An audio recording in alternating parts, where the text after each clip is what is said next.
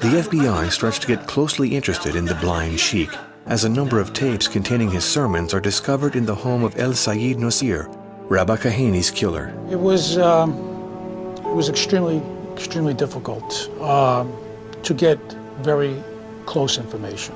We developed a lot of information from the people on the outside looking in, but we were having a lot of trouble developing first-hand information from his inner circle.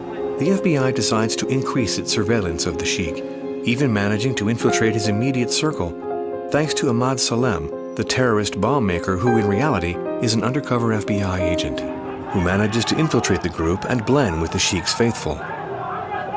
Fearing retaliation, the man, whose name at the time was Emad Salem, has since changed identities and now lives in hiding. John Antisiv, Agent John, one day came to me with Agent Nancy Floyd and they said, "We have a picture, we want to show it to you. Do you know this man?" I said, "Of course, this is Sheikh Omar Abdul Rahman." "Who is Sheikh Omar?" I said, "He is the one who ordered the assassination of my president." "Oh, well, guess what? He is in America."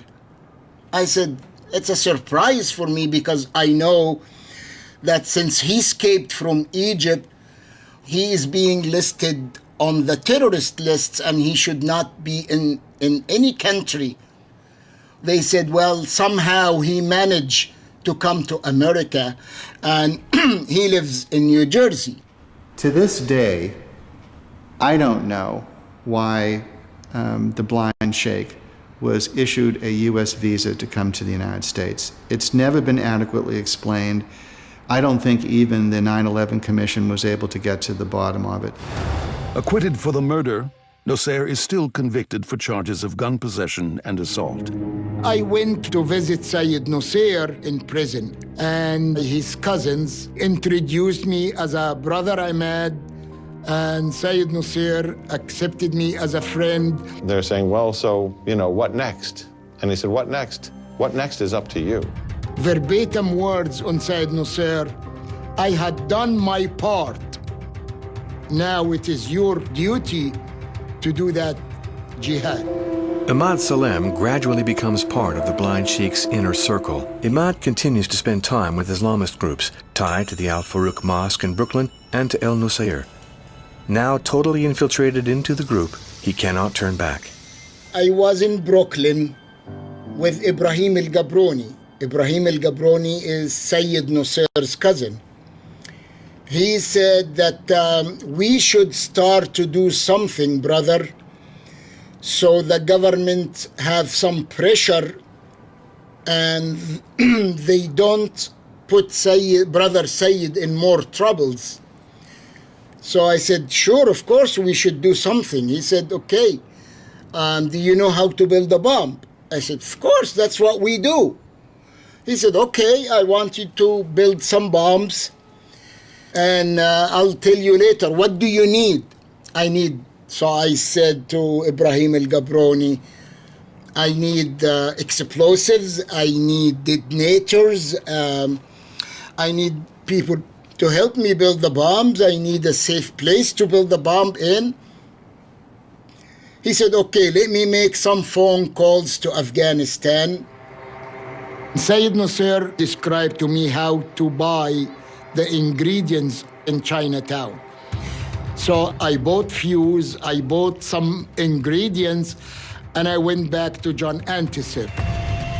What Emad reveals to the agent is a death list, including the names of a United States Senator from New York, Alphonse D'Amato, and the judge in El Sayed Nosair's trial, plus a handful of local justices and politicians.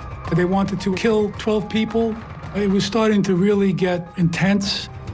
It eventually morphed into them asking Emad to make 12 pipe bombs. And then it became a serious issue.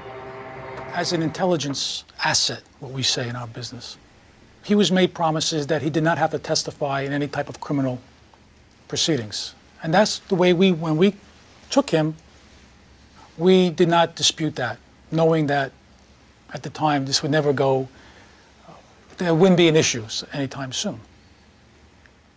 So when he started getting involved with talks of assassinations and pipe bombs, of course, we had to change gears, and we had to go from an intelligence gathering operation to a criminal investigation and gathering evidence, trying to arrest these people. At this moment in time, the number one witness against everybody is Emad Salem himself, and he did not want to testify. And we were trying to convince Emad to wear a wire. So when he met with these people and talked about assassinations and killings and pipe bombs, that he would record the conversations of the people. And he refused. Like I said, very stubborn, proud man. He wasn't going to be forced to do anything. And our superiors wanted him to wear a wire. And unfortunately, they got into an issue of who was going to be the stronger will. So they put it to him, if you don't wear a wire, if you don't, testify in court, we're not going to continue to pay you. They start to ask me to wear a wire. And I understood that once I wear a wire, I have to testify in court. If I testify in court and my identity became public, then Sheikh Omar's followers in Cairo, they will kidnap my sister and behead her. It was a silly personal confrontation, and actually he said, and I quote him, "You son of a bitch, coming from the Middle East, dragging sand in your shoes all the way up to here to tell me how to run my FBI and how to do my job?" I told him, "Sir, I am doing your job. None of your agents could have went undercover that deep. I'm doing it. You're not." And that even provoked him more, and he said, "Get out of here." I walked out of his office. I looked at Nancy and John. I said, "Guys, when this bomb been built by somebody and goes off by somebody else, don't come knock on my door." And that was it, and I walked away.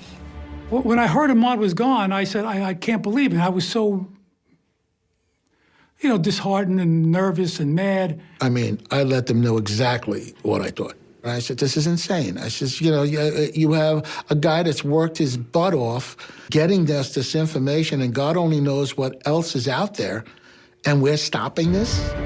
The suits up there have no idea about surveillance, no idea about intelligence gathering. Back in New York, Emad Salem is finding that quitting a terror cell can be complicated. They continued for a month after I walked out, calling me every day, "Hey, brother, you gotta come to finish what you started." Sayyid Nosair called me from Attica prison. "Brother, don't be afraid. I have a lot of money to hire attorneys for you if something goes wrong. Brother, you gotta come finish cooking." And of course, I'm not a cook. What I was cooking is about to build a bomb. And every time I get these calls, I call John Antisev, and I immediately reported that to John. What Emad and the FBI would learn too late is that the cell had found itself a new cook. When Emad left the group in July of '92, another individual came in September, and that person was Ramzi Youssef.